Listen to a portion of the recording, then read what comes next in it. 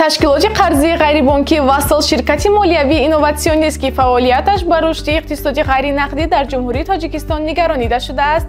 تشکیلات ماه اکتبر سال 2019 از جانب بانک ملی تاجیکستان برای فعالیت بانکی صاحب اجازه‌نامه شد که طبق آن تشکیلات امانتی قرضی خردی وصل میتواند هم نمود عملیات بانکی را انجام دهد.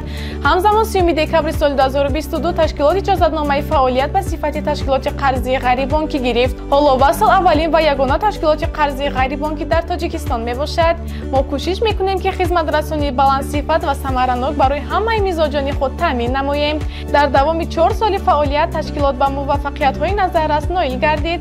از جمله از روی شماره بانکمت‌ها و ترمینال‌های پرداخت در تاجیکستان شرکت یکی از پیشرفتان بزرگ شد. امروز در سراسر کشور زیاده از 400 ترمینال پرداخت و بیش از 200 بانکمت‌های وصل فعالیت دارند. استقلالیت دولتی جمهوری تاجیکستان که ما در آستانه جشن 33 سالگی آن قرار داریم، از صحیفه‌های درخشان تاریخ نو ملت ماست.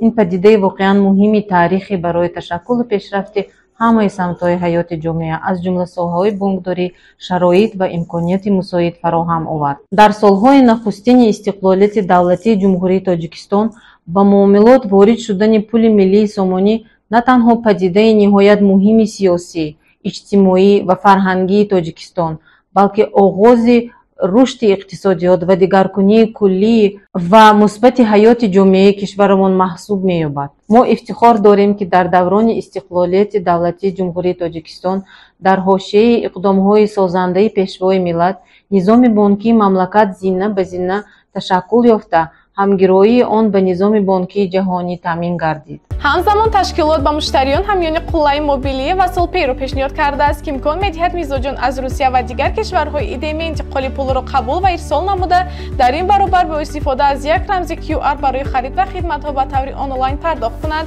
یا حق خدمت رسانی خدمات دولتی و کمونالی و غیره را آنلاین سپارند. و غیر از این تشکیلات به کاربران امکان داده است که از کارت‌های نظامی پرداختی کارت ملی استفاده کنند که با آنها می‌توان مبلغ خرید و خدمت رسانی‌ها در سراسر کشور را هم آنلاین و هم آفلاین پرداخت کرد. یکی از دستاوردهای دیگری وصل جاری نمودن کارت‌های نظامی پرداختی بین‌المللی ویزا است. با کارت‌های ویزا کلاسیک، ویزا گولد و ویزا ویرتوال مشتری می‌تواند زیاده از 2 میلیون بانکمت‌ها در سراسر جهان پول نقد را گرفته پرداخت خرید و خدمت رسانی در تاجیکستان و خارج کشور را انجام دهد. همزمان طریق آن پرداخت‌های آنلاینی را هنگام استفاده خدمت رسانی‌ها و خرید در نقطه‌های فروش سپارد. در برابر پیشنهاد خدمت رسانی‌های معاصر قلعه تشکیلات به دستگیری فعالانه ورزش و ورزشکاران مشغول است. از جمله وصل سرپرست رسمی فدراسیون فوتبال تاجیکستان، فدراسیون محاربه‌های آمیخته تاجیکستان، دسته فوتبالی در لیگ ایوای تاجیکستان، بازیکننده و فدراسیون تیکواندو در جمهوری تاجیکستان میباشد. وصل اینچنین به غالبان مسابقه‌های گوناگون مکافات‌های پولی می‌دهد. وصل برای گشودن صورت حساب‌ها و دایره وسیع خدمت رسانی‌ها برای تجارت شرایط مساعد پیشنهاد می‌کند.